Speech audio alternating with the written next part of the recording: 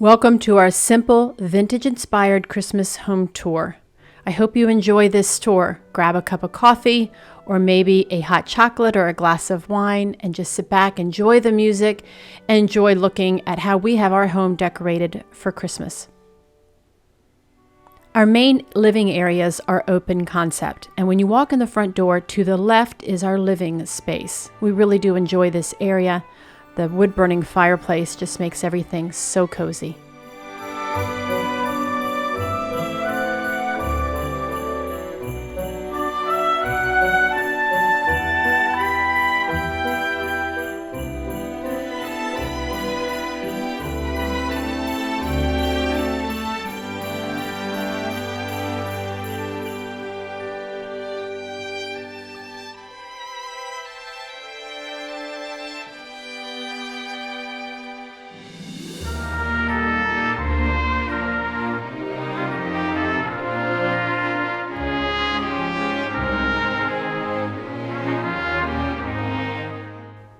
This year I decorated the wood beam mantle over top of our fireplace with several ironstone and pottery pitchers that I've collected over the years. You see there even a sugar bowl. I have a couple of those. I added some painted pine cones and some faux greenery like the cedar and the pine. And then the magnolia branches are actually from our yard, and I picked them several weeks ago, and they've dried and they've curled up just so pretty. I added tiny little lights. You'll also notice two other things. That beautiful wooden candle stand is something that my husband made, hand-turned on his vintage lathe out in his workshop, and I've used it to display this beautiful pitcher full of the greenery. Then you'll also notice a stack of Happy Hollister's book, the Happy Hollisters. This is a series of books that my husband has had since childhood, and we just really love to pull them out. They have a vintage red that is just enough color.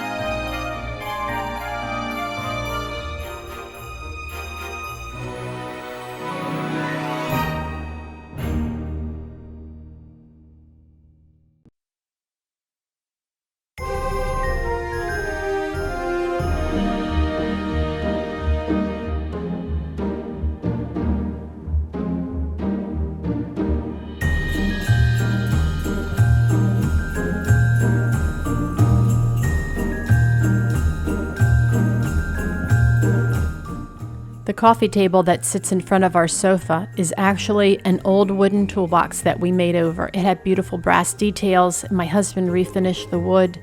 It's just really one of our favorite pieces. It's a great place to kick up my feet, and it's also a great place to store my Bible and my journal that I use each and every day. I added a little bit of country decor. You see this teddy bear. It's been in our family for years and years, given to me by a dear friend.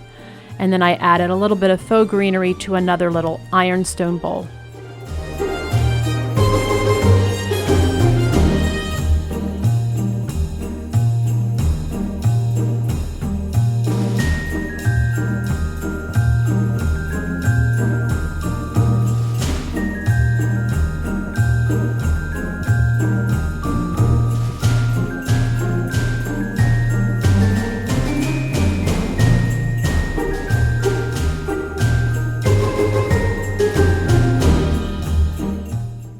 One night I got inspired to make new pillow covers for our throw pillows here on the sofa, and I just grabbed some ticking fabric that I had on hand and made a very easy envelope style pillow. I'll have to make that tutorial here for you. You can see from the living room sofa, you can see all the way into the kitchen, and you can see our beautiful Christmas tree in the middle of the room. I'll talk about that more here in just a little bit. You can also see that ironstone plate wall in the shape of a Christmas tree. That was a fun tutorial too.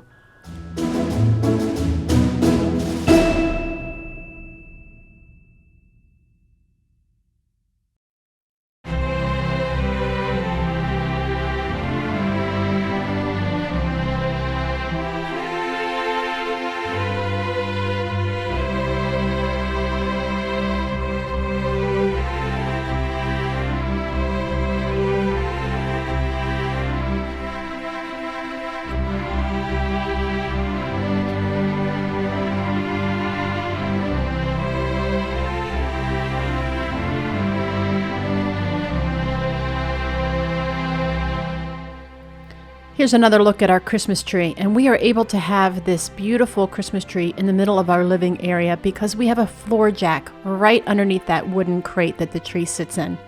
We love it because you can see the tree from the dining area, the living area, and the kitchen, and it just is the central part of our Christmas decor.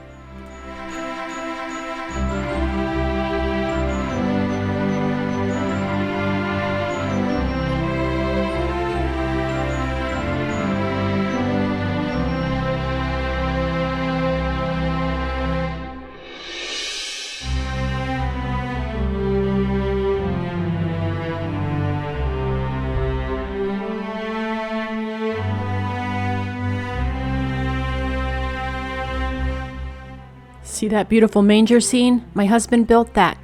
He tore down an old barn and reclaimed the lumber himself. And then he built this gorgeous structure for our Hestia Nativity pieces that we've collected over the years.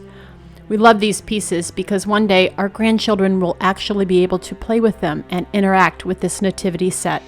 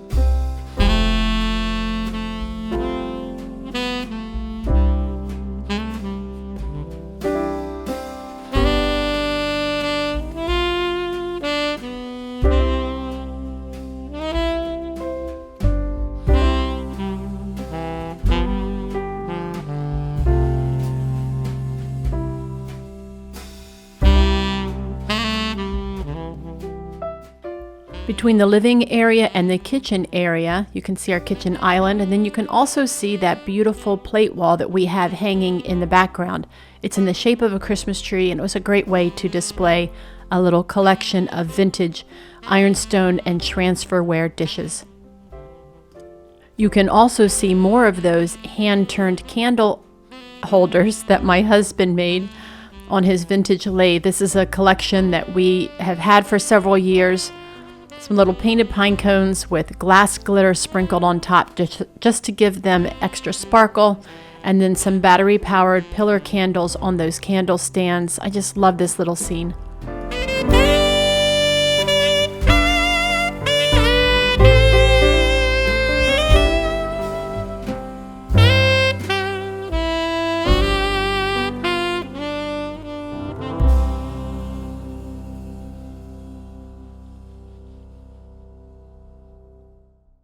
to the right of our front entrance is this sweet little table that my husband made. That is a cast iron leg that we found at an auction. We only found one of them, and he made a little corner stand for it. We have one of his little hand-turned snowmen and an old brass lamp sitting there just to welcome our guests at the front door.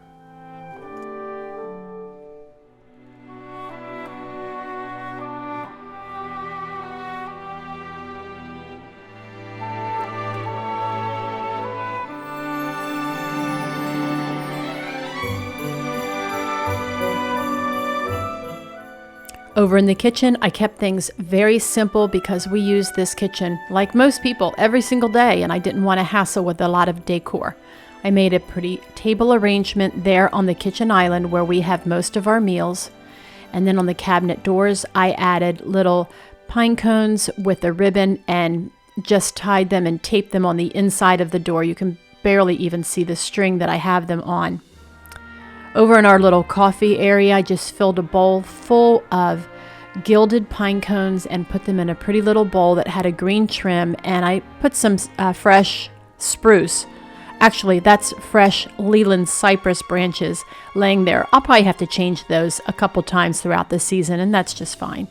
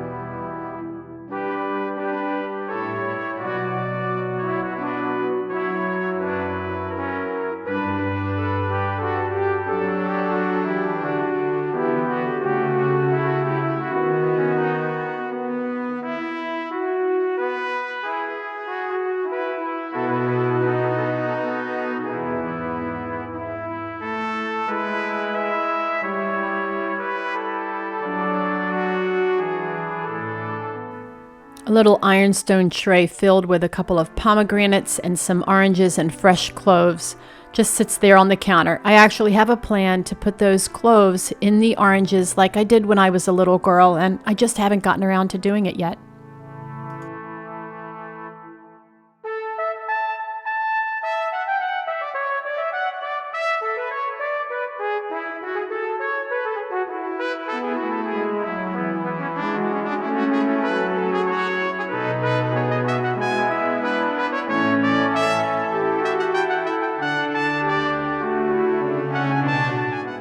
Above our kitchen cabinets, I have quite a collection of old mason jars. A lot of them are blue, some of them are clear, some of them are green. They have glass lids, the metal zinc lids from back in the day, and I just made a nice little collection of them. I did add some wire twinkle lights at the top. I'm old school and I still like lights on top of the kitchen cabinet. It just adds a nice little glow in the evenings.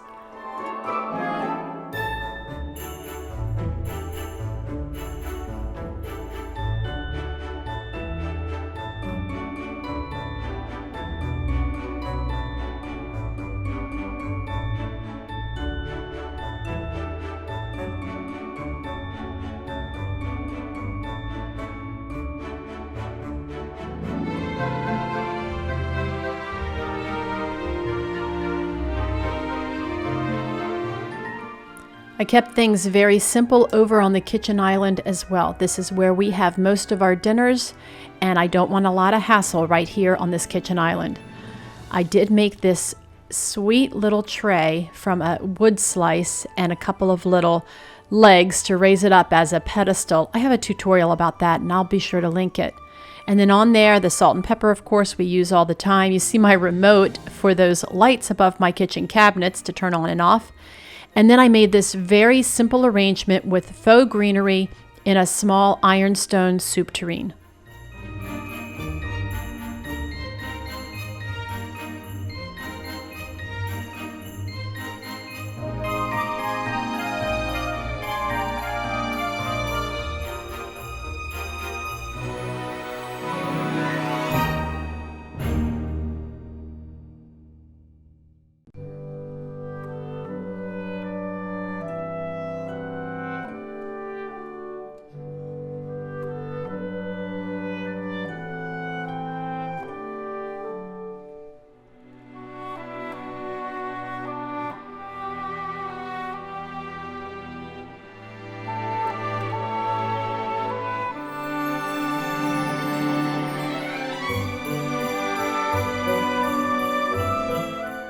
From our kitchen island, you can look over towards the dining area. Let's get in a little closer and I'll show you how I've decorated this space.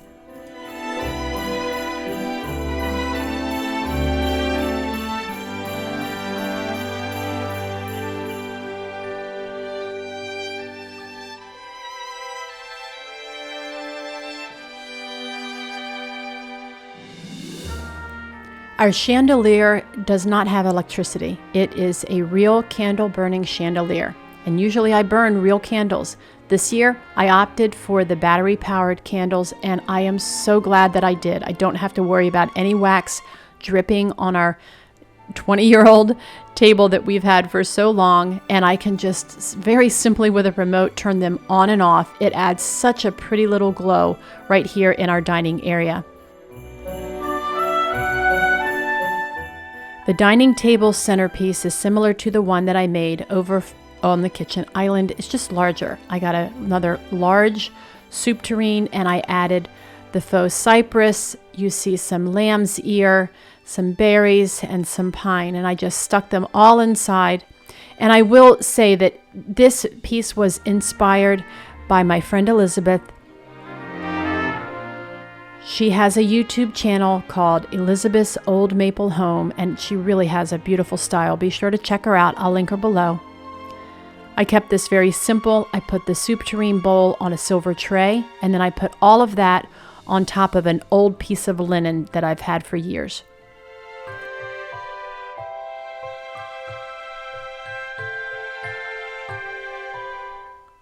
You might have already seen this vintage-inspired buffet setting that I have using ironstone and silver pieces and old brass. I'll be sure to link this video so you can see step by step how I set this up.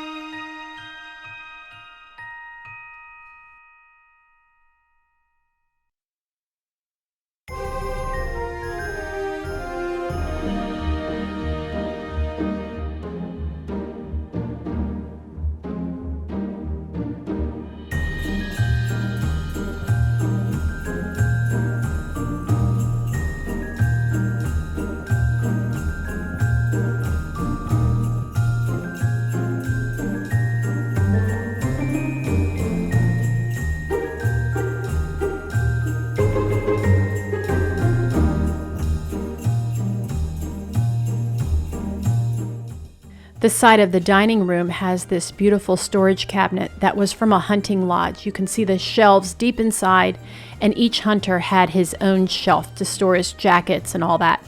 I'm using it to display these gorgeous vintage little children's clothing. I have a thing for that. I just love old vintage clothing.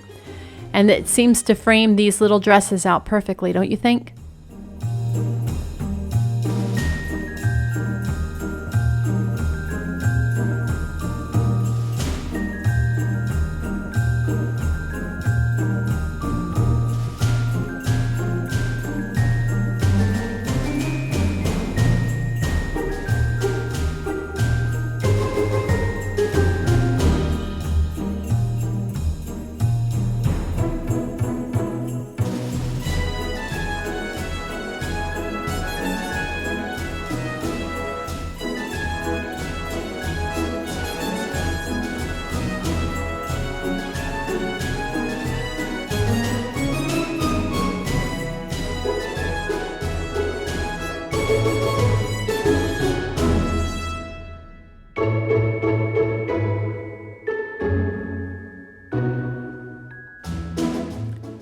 light up this dark area in our dining room, I usually have this brass lamp turned on with that Edison bulb. But for the holidays, I decided to just wrap it in twinkle lights and put a tall stack of vintage books right at the base of it, and it provides just a nice little light over in this dark corner.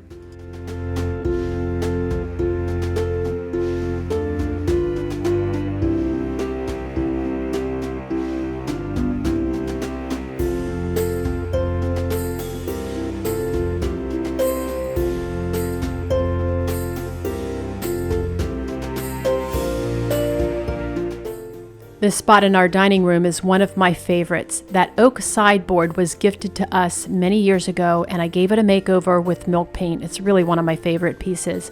I've got some vintage ironstone pitchers, brass candlesticks with those battery-powered candles, some old glassware, and then these two gorgeous botanical prints that we found while we were out on one of our thrifting trips. I'll be sure to link that video. Up above, I just hung one of the table runners that I made from a vintage tablecloth and added some berries. I really do like how it looks.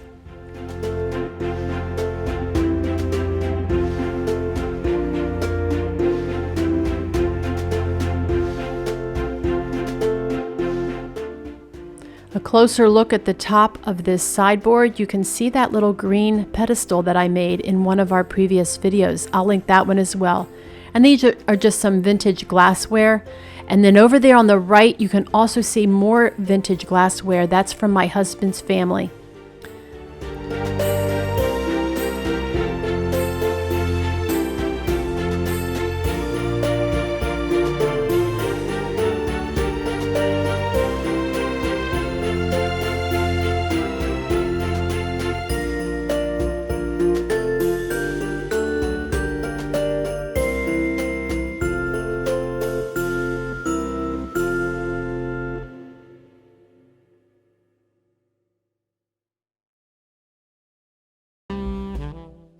And then you can see we're back at the kitchen and my little dog Barkley.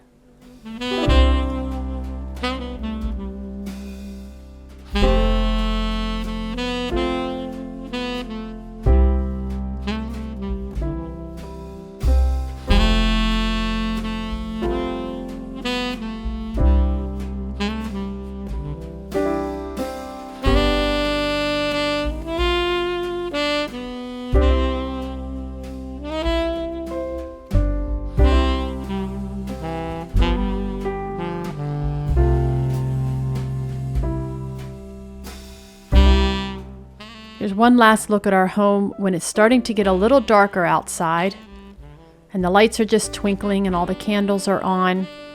And by the way, I'm standing in the centermost part of this living space and I'm just making a full circle as I just turn the camera around to show you that you can see all the areas in our home from one spot.